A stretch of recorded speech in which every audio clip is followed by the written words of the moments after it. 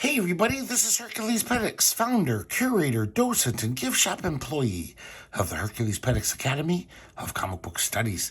Tonight we're going to be looking at Billie Holiday, a graphic novel written by Carlos Sampoyo and beautifully drawn by Jose Muñoz, the Argentinian cartoonist who basically relocated to Europe. But they were both born in Argentina, and they carry on the tradition of a lot of great Argentinian cartoonists.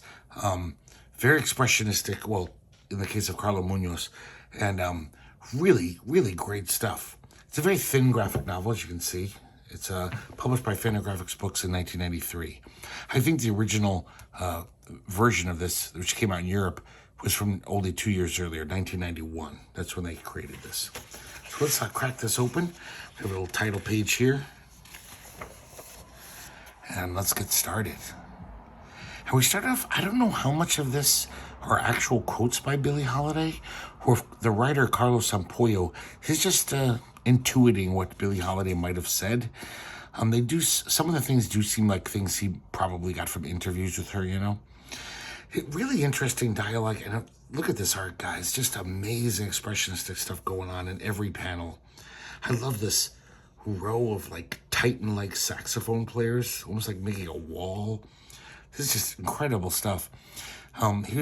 Billie Holiday says, "My voice no longer requires my body. Once, though it lived and breathed, this voice, it sang of me, of love, of other women, of my brothers, of my dearest friends." Like this panel here is just it's abstract art. It's beautiful. It's so nice. Okay, I think that's it here. And then, even today, there are people who expect something from me. Look at this great. These jazz bows in the back, wailing away. From my voice, preserved on records, a voice with no body to see, no life to discover. I'll give them words and music.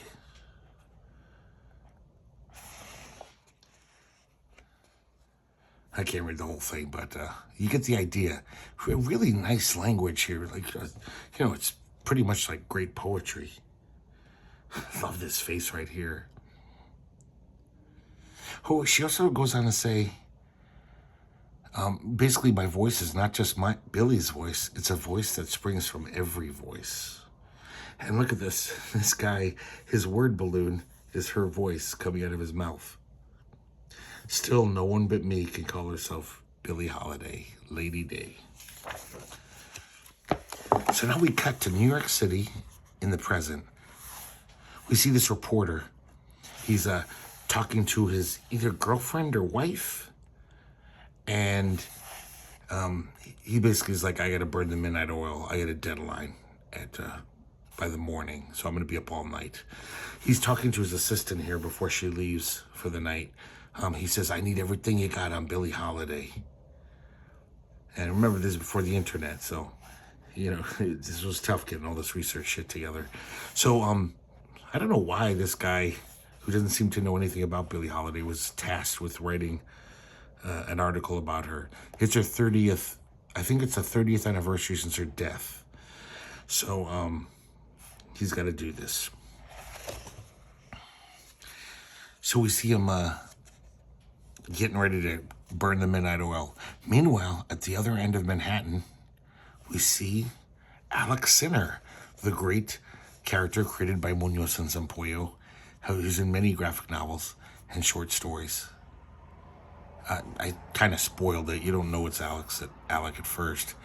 But if you've read Muñoz and Sampoyo, you can almost tell just by his craggy, silhouette that it's him. And he is listening to Billie Holiday in his apartment. Something about this panel with this cat in the extreme foreground, I don't know, it's amazing to me. Almost every panel in this kind of blows me away. Nobody draws like Jose Muñoz, except for Keith Giffen when he's ripping him off.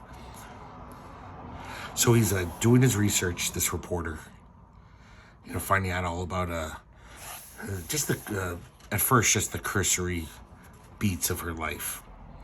Bad love life, drug addict, died young.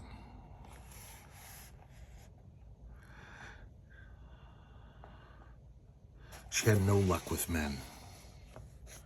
Some of these anecdotes he shows, I don't know if they're like based on true stories, but like apparently, it's like somehow Billie Holiday attracted the worst, most evil men in the world.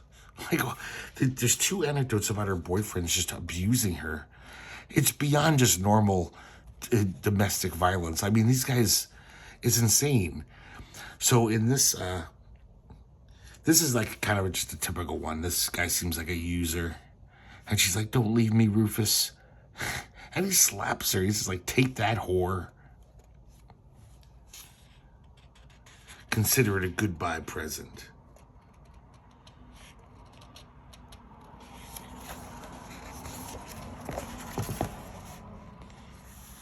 So Billie Holiday was a child prostitute. She grew up in a brothel. And at an early age, she became addicted to heroin. Just to ease the pain of her life. She had a pretty shitty life. And it's kind of interesting how the captions, it's the reporter's voice. He keeps correcting himself as if he's writing the story in his head.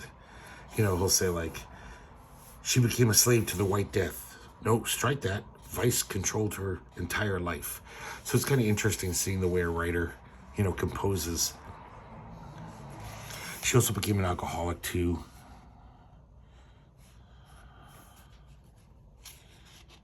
And it affected her voice in her later years. She got more raspy. Okay, so here he is on the phone with his girlfriend saying, "Wait up for me, honey. Hopefully I'll be done quick." Now back to Alex Center on the other side of Manhattan.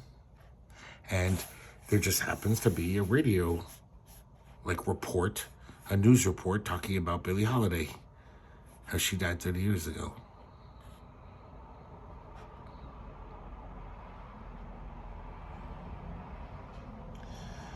And the caption says, "This man is well acquainted with Billie Holiday."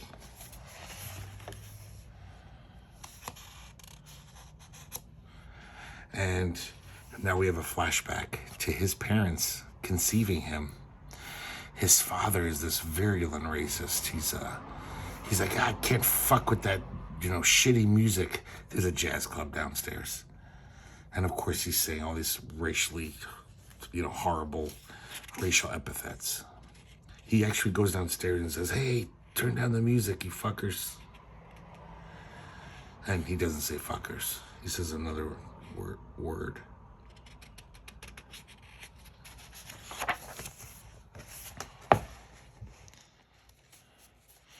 Turns out that Billie Holiday was singing that night.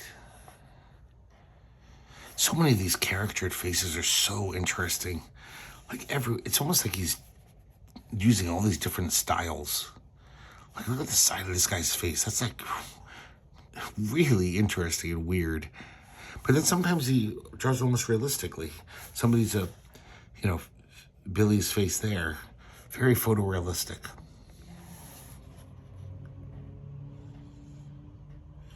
We see Alex's dad walking outside this club, saying more racially hateful things. Now back to the reporter in the present day. And he's doing his research.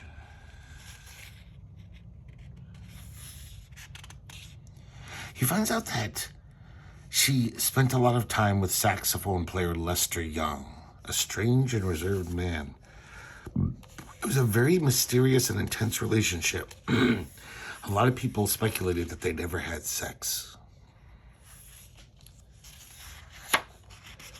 We'll find out a few more clues about that later. And now we see Billie with Lester.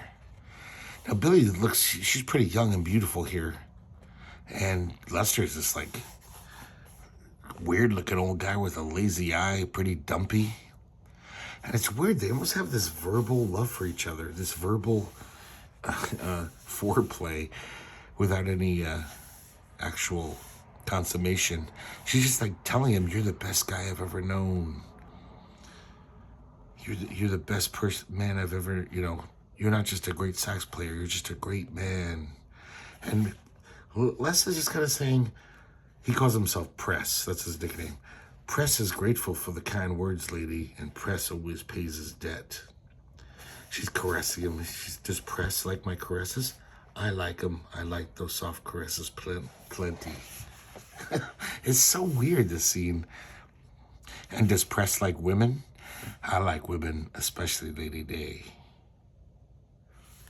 Now, this will make more sense later that she asked him that question, because everyone else, we have no evidence of this, but all these colleagues of hers, they think he's gay. They call him nasty names. Maybe he was gay. It doesn't seem like they have a physical relationship. But his words are completely full of adoration for her. She says, would you like to kiss me?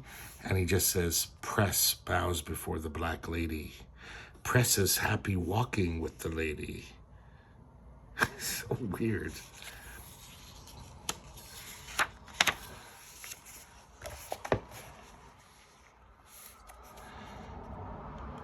So they get in this taxi cab. The white taxi cab driver turns around and says, I don't take black people in my cab. He doesn't say black people. He says a much worse word. And he basically kicks him out of his taxi. Now we cut back to the reporter. Once again, look at this. I love this. Look how simple that shorthand is. There's one little line for his eye and his brow, and a little cheek line, and it's a great face. It's like Alex Toth would have to use a third line. He only needs two. So he's calling up his girlfriend again. She's really just... You know, guys, I think I missed something real quick. I wanted to show you guys something. Oh, yeah. Here it is. The bat signal keeps popping up in this comic. I don't know why. It's so odd. See the bat signal there? I think I missed another one, and I think there'll be others. But for some reason, the bat signal keeps popping up. It's so odd. Okay, getting back to where we were. So the reporter's calling up his girlfriend, and she's basically just like, I'm all wet for you. I need sex now. If you don't get home soon, I'm going to find another man who can. And it's interesting, he has these little signifiers, fake books, fake graphic novels. She has fake tits, too, pointing to it. So now we go back to that flashback with Billie Holiday and Lester Young arguing with his cab driver. It looks like the cab driver has knocked down Lester, and a police officer shows up. The taxi driver makes up some stories like, oh, they did something to my car. They threw dirt on the hood. And Billy says he's lying. Of course, the cop doesn't believe them because they're black. And look, here's the bat signal again. Just the bottom half. And now we're back to Alex Sinner. And Alex Sinner is, I don't know who he's talking to, maybe just the reader. He says, yeah, I saw her once. I was 9 years old. I was playing in the street. This car rolls up with Billie Holiday and one of her Sharpie boyfriends, you know, his slick Willie types. And their car's a flat. So the guy says, give him some money. Those kids will change it for us. And Billie Holiday says, hey, kids, I'll give you this whole dollar bill if you show me how quick you can change our tire. And the kids are like, sure. Like back then, $1 was a lot of money to a kid. Alec remembers how she smiled, the way she looked.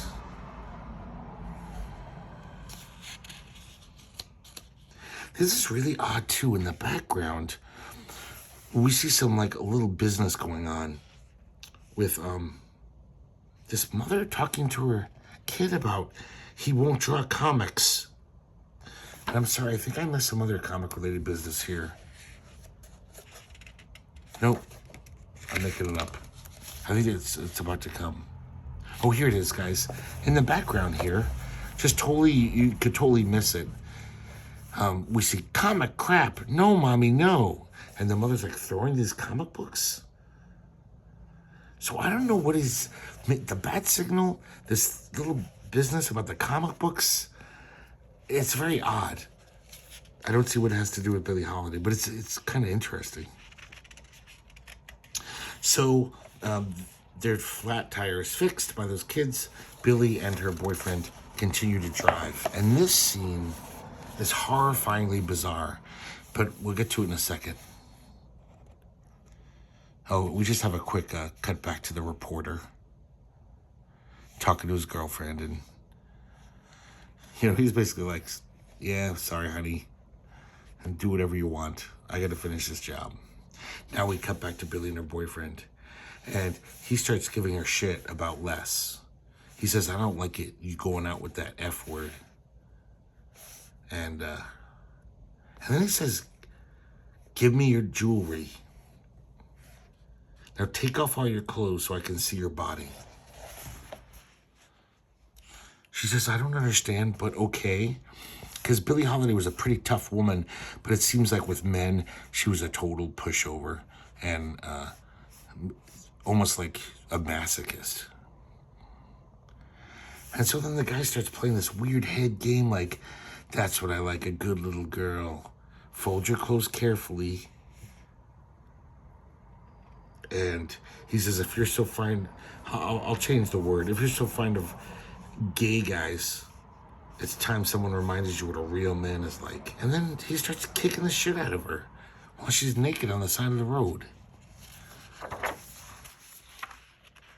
This is like beyond just a bad boyfriend. I mean, this is fucking psycho shit. And then he basically takes off. He burns her clothes, lights them on fire, and then says, see you later. I got your jewelry in your car. I figure I'm paid in full. And of course she's like, why, Rufus? Why? And she starts walking down the road, and right then 2 cops show up. And of course, if you know what it was like back then, this is not going to go well. They're totally saying horrible racial epithets at her. And they throw her in the car. They arrest her, take her down to the station. They won't give her anything to wear. So she's buck naked in the station. Of course, all the cops are just loving it. They're just being sleazy, shitty guys. She still won't rat out Rufus. When they say, why were you naked? She says, because I felt like it. So she's thrown in with all the prostitutes into a jail cell. And then she has a little flashback to when she was a little girl at the brothel. And how one day they sent in this guy. His name's Snow. And I guess he breaks in the new girls. He's well endowed. So it's just horrifying. Like, she's a young girl. And this is how she had to grow up.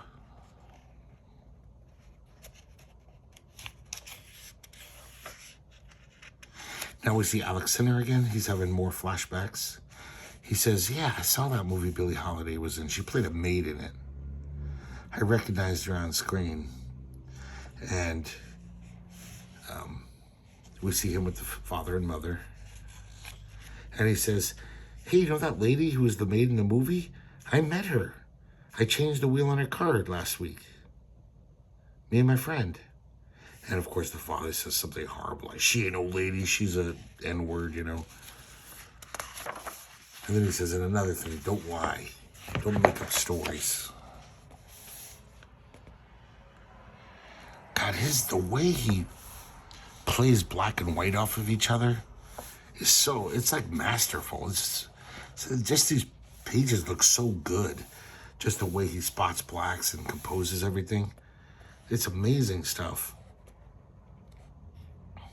It's much more subdued than a lot of his sitter stuff, because some of the sitter stuff, like, people in them look like gargoyles or something. I mean, they're really abstracted and caricaturized. But a lot of people in this are pretty realistically drawn. We see Billie Holiday hanging out with Louis Armstrong. They were kind of friends. This is them on that movie set. Of course, she's pissed off. She's like, I'm fucking Billie Holiday and I'm playing a maid. This is the only role I could get in this movie, this stupid bit part. And Louis tells her better times are coming. And then these two FBI guys show up. God, I love the way he draws this guy's face, the way those eyes are peering out of the shadow from the brim of his hat. So many great panels in this. It's like, I love this art. And they arrest her for narcotics. She was arrested many times in her life for narcotics. And it got to the point where they were just harassing her. They would regularly check up on her and just be like, yeah, chances are she might have narcotics on her. Let's shake her down. So they haul her down to the office. And I think she doesn't even have heroin on her, but they're harassing her. She actually scratches this bureau chief's his face, and he says, lock her up for assaulting an officer. Look at the face on this guy. That's so bizarre. Oh, look at this, just these silhouettes.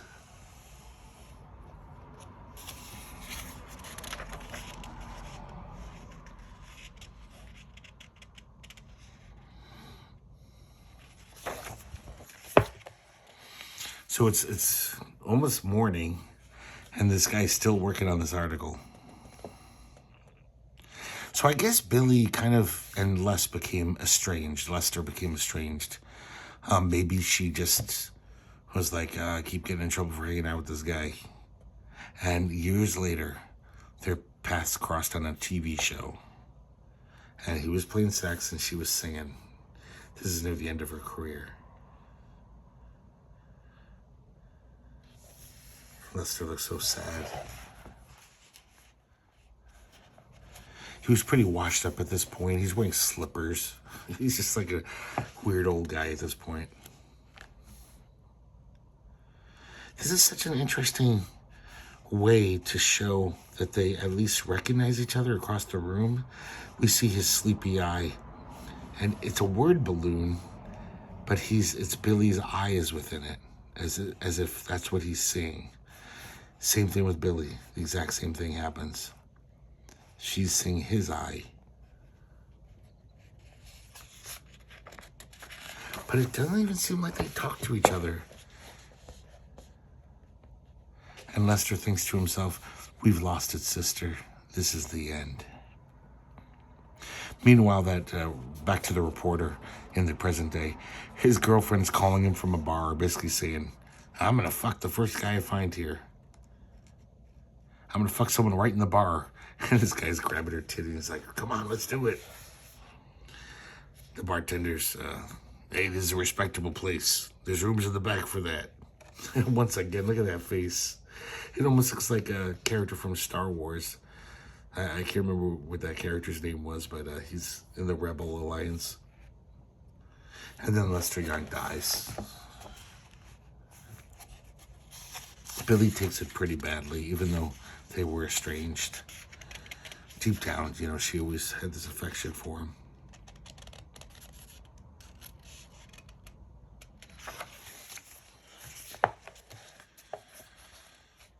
Another great panel.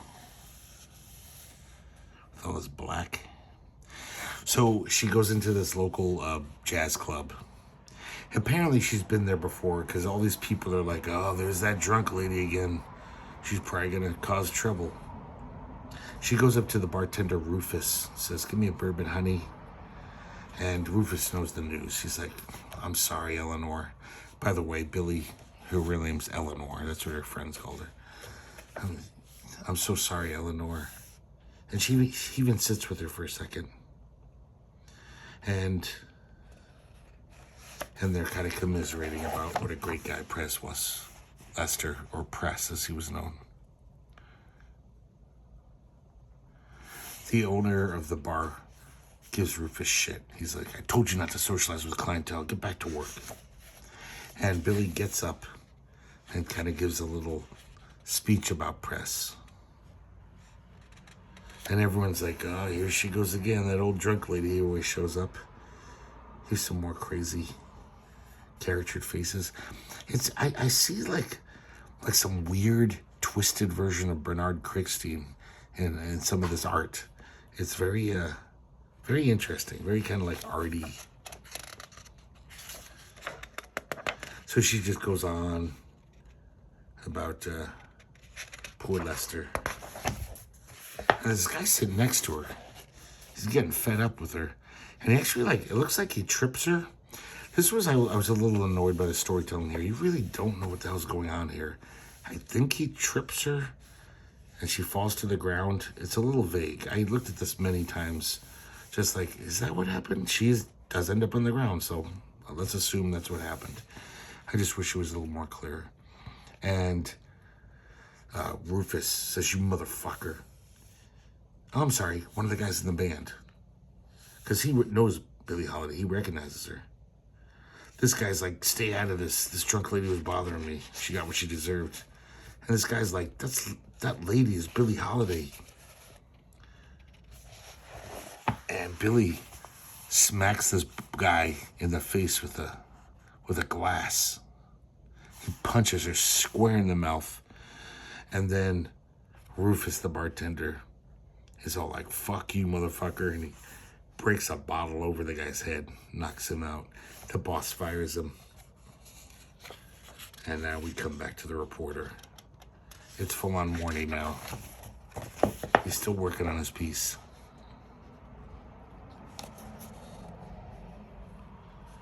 We see her singing Strange Fruit, one of her signature songs. Once again, look at this interesting, just completely chunks of black ink for their faces. It shouldn't work. This guy almost looks like he's wearing cloud makeup. Some almost negative cloud makeup.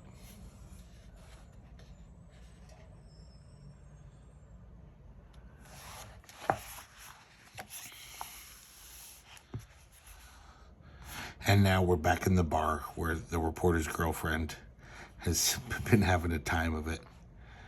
I guess the guy who was going to have sex with her took off without paying the bill.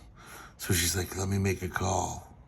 So she calls up the reporter, her boyfriend, says, you got to come over to the bar and pay my bill, this bill. And the reporter,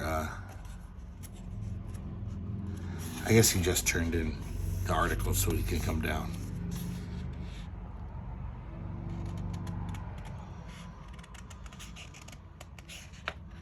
The cops, back to the Billie Holiday in the bar story. The cops show up. Nobody's talking.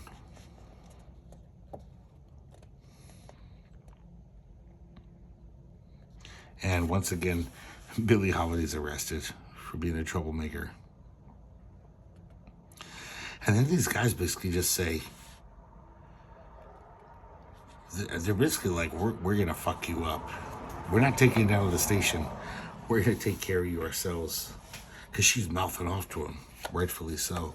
Look at this guy's caricatured face. That's crazy. It's almost like Gerald Scarfe or Ralph Steadman or something. It's crazy.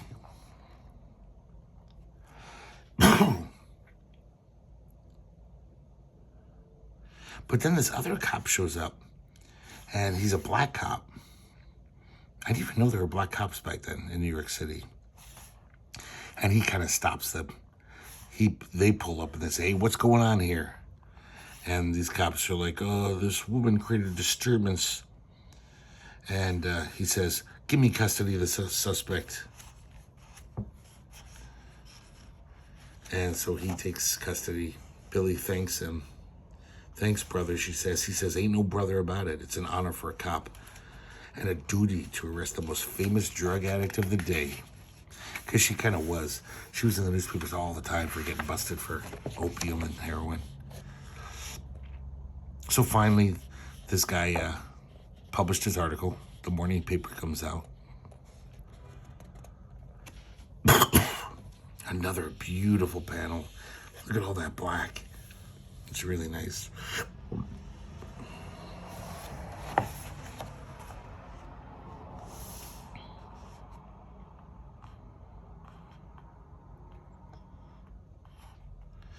And we see someone in the crowd with a hat on, kind of obscuring his face.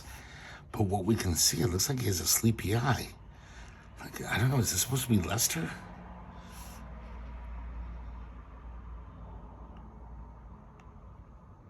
And she says, this song is for Lester Young, who is with us today, even though he's departed. Oh, I guess it's like the ghost of Lester.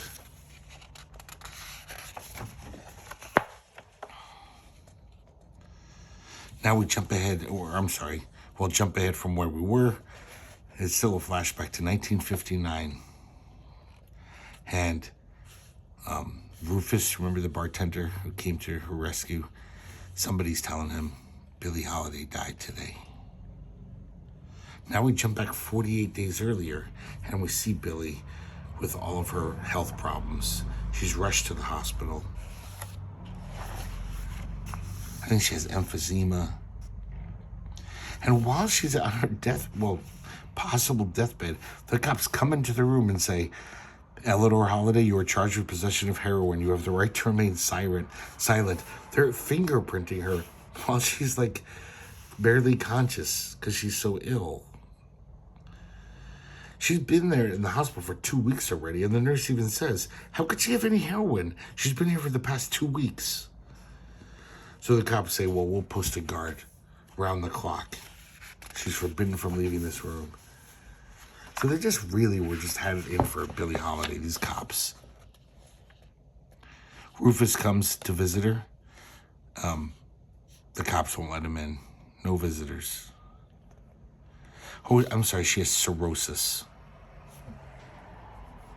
And she's fallen into a coma. And the doctors figure she'll be dead within 48 hours. And this is very strange. I don't know what they're implying here, what kind of insider information they have, but we see these two cops go into Billie's hospital room. One says, who is it? The other one says, oh, some drug addict. Have fun. So I don't know if this one cop is letting his buddies come in and do whatever the fuck they want. It's really perverse. Sorry, guys. Got a scratchy throat again. And this thought bubble over Billie's head, she just says, help me. And we see a hand descending upon her. I don't know if that's a theory, that she was murdered. Now we see Alex Sinner, present day, and he's reading the article that guy stayed up all night to write, the reporter.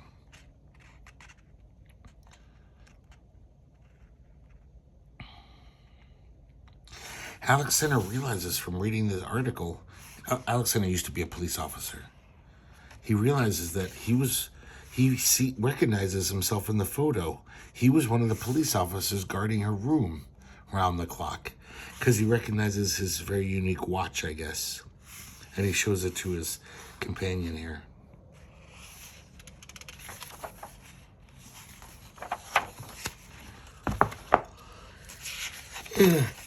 Sorry, guys. It's really late.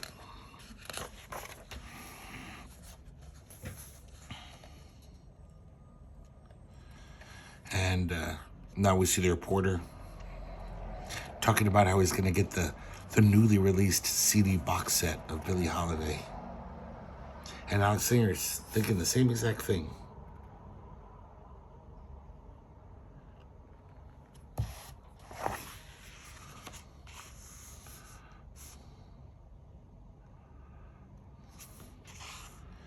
Another really amazingly drawn character. That's just beautiful. And so Alex Sinner visits the grave of Billie Holiday and leaves some flowers. And we see this old guy at the grave. And I don't know who this is supposed to be. Maybe this is Rufus now. Maybe it's the ghost of Lester Young again. And he tells Alec, he says, I knew her. And Alex Sinner just says, so did I. And we have this just evocative last panel. Once again, almost abstraction.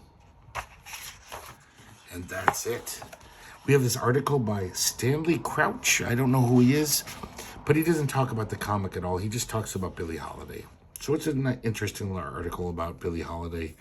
Maybe this guy's a jazz critic. I don't know. I think he is the way he describes the way Billie Holiday sang. It seems like he has all that, music critic jargon down. I love this kind of self-portrait that Jose Muñoz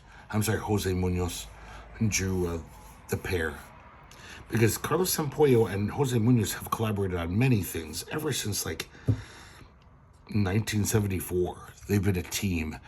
They've been in Lee and Kirby, and I don't know. They've been just a very regular team. They were both born in the 40s in Argentina, and then moved to Europe. Love this drawing. Really nice caricature of them. There's the back cover. And that's it, guys, for Billie Holiday.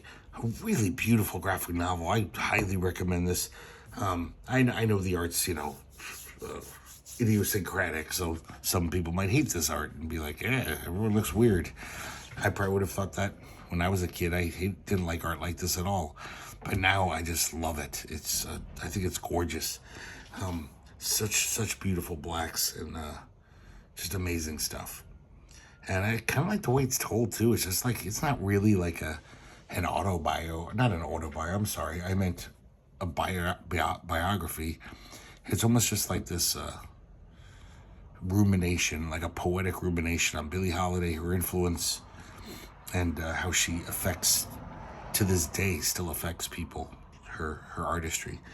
So there you go, guys. Hope you enjoyed looking at it as much as I enjoyed reading it, and I hope to see you next time here at the Herculespetix Academy of Comic Book Studies.